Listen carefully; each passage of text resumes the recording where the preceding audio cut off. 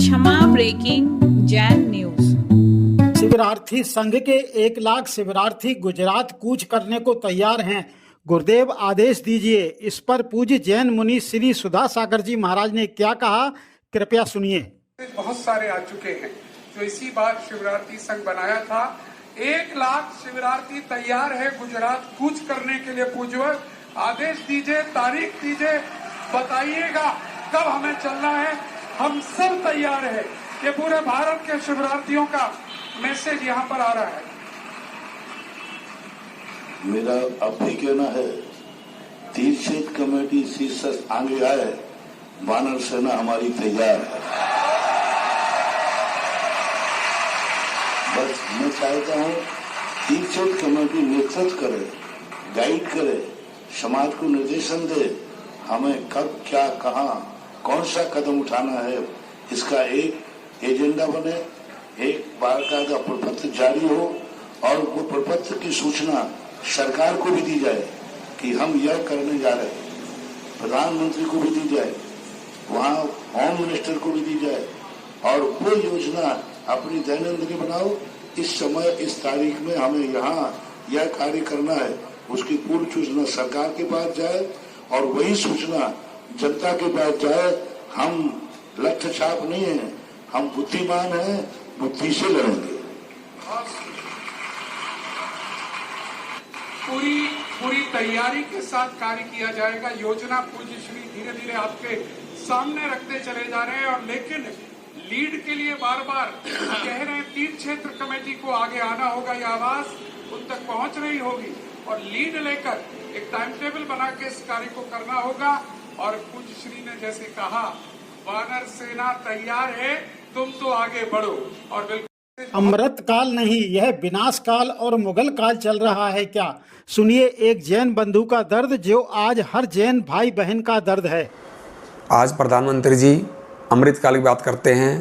अमृत काल नहीं, यह विनाश काल और मुगल काल चल रहा है। जिस काल में जैन साधु की हत्या हो जाती हो, जैन साधु की हत्या करने की साजिश रची जा रही हो, खुलेआम मंच पर धमकी दी जाती हो, जैन समाज को नष्ट करने की साजिश रची जा रही हो, वह विनाश काल होता है। जहाँ कुछ पंडे, भूमाफिया, महंत जैन तीर्थस्थलों पर कब्जे कर रहे हों, अतिक्रमण कर रहे हों, उनका स्वरूप बिगाड़ रहे हों, उनको कब्जे में कर रहे हों, तो वह मुगल काल होता है। ऐसा मुगल काल में ही होता था।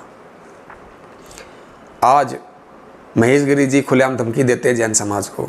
महेश गिरी जी, मुझे एक बात बताओ, जब नूपुर शर्मा ने, जो बीजेपी की प्रवक्ता थी, एक लाइन बोली थी, पूरे भारत में सर तन से जुदा हो गए थे, तब तुम्हारे मुंह में दही जम गई थी? खुलेआम आते ना, बोलते, पता चल जाती मर्दानगी। जब केरल में माता बहनों पर अत्याचार हो रहे थे, धर्म परिवर्तन हो रहा था, तब तुम हिमालय की चोटी पर बैठ गए थे।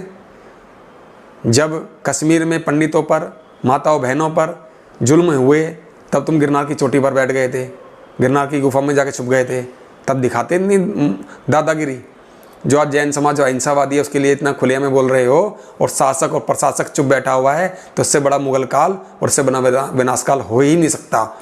जब शासन भी चुप हो और प्रशासक भी चुप हो और देश का जो नेता है, देश का जो शासक है, वह भी चुप हो और मौन हो, इसका मतलब उनकी भी सहमति है। जैन समाज तो यही समझेगा कि उनकी भी सहमति है। और मैं दलित भाइयों से पूछना चाहता हूँ, क्या जैन समाज ने दलितों को दलित बनाया या इन जैसे पंडे भूमाफियों ने बनाया? धर्म से दूर किसने रखा? इन जैसे पंडे पुजारी ने। आज भी मंदिरों पे गरीबों को धक्का मुक्की होती है, मार पिटाई की जाती है, वीआईपी के नाम पे लूट मचाई जाती है, वीआईपी दर्शन कराने के लिए नाम पे लूट मचाई जाती है, और गरीब हिंदू भाई बहनों को लाइन में घंटों लाइन में लगाकर धूप में खड़े कर भूखे प्यासों को खड़ा करा जाता है, उनके साथ मारपीट की जाती है, बदतमीजी की जाती है। वहाँ मर्दानगी दिखाओ। और मैं सभी सनातन साधुओं से हाथ जोड़ के निवेदन करता हूँ, मैं सभी नागा बाबाओं को सम्मान करता हूँ कि कृपया इस भूमाफिया से पूछे, इन अतिक्रमणकारियों से पूछे, क्या ये जो कर रहे हैं ये सही है? क्या ये जो भाषा बोली गई, ये सनातन साधु की भाषा हो सकती है? ये एक महंत की भाषा हो सकती है? देश के अंदर विभाजनकारी भाषाओं का कोई भी जगह नहीं है। देश संविधान से चलता है, लोकतंत्र से चलता है, चाहे पार्टी किसी की भी हो, आज है कल नहीं रहेगी। जरूरी नहीं है, सत्ता का नशा एक दिन उतर जाता है। और तुम तो लोकतंत्र में भी फेल हुए हो, नेतागिरी में भी फेल हुए हो, महंतगिरी में भी फेल हुए महेश गिरी जी। ऐसी भाषा केवल जो है ना पाकिस्तान में बोली जा सकती है, भारत में ये मान्य नहीं है। और मैं सिख समुदाय का खास करके हाथ जोड़ के प्रार्थना करता हूँ कि जैन समाज ने हमेशा साथ दिया है सिख समुदाय का, और आप लोग चुप बैठे हो, बड़ा दुर्भाग्य है। और सभी जातियों से मैं निवेदन करता हूँ, कृपया करके सही और गलत का निर्णय करें। ऐसी भूमाफियाओं की बात जो है सुने और पता करें कि क्या ये जो बात बोल रहा है, ये धमकी दे रहा है, ये जो जैनियों को डराने की कोशिश कर रहा है, क्या ये सही कर रहा है, और क्या आप इन लोगों के साथ हैं या हमारे जैन समाज के साथ हैं जो अहिंसावादी है, देशभक्त है। और ज्ञानवापी में भी जैन समाज का एक सिर बच्चा लड़ रहा है। अयोध्या के लिए भी हमेशा जैन समाज तन मन धन से रहा है, देशभक्ति में हमेशा लीन रहा है। उस समाज के लिए ऐसी भाषा का उपयोग हो रहा है और डरा धमका जा रहा है, यह कितना सही है कितना गलत है, ये आप लोग सब निर्णय करें। जय हिंद, जय जिनेंद्र। भीलवाड़ा में विराजमान पूज्य जैन मुनि श्री आदित्य सागर जी महाराज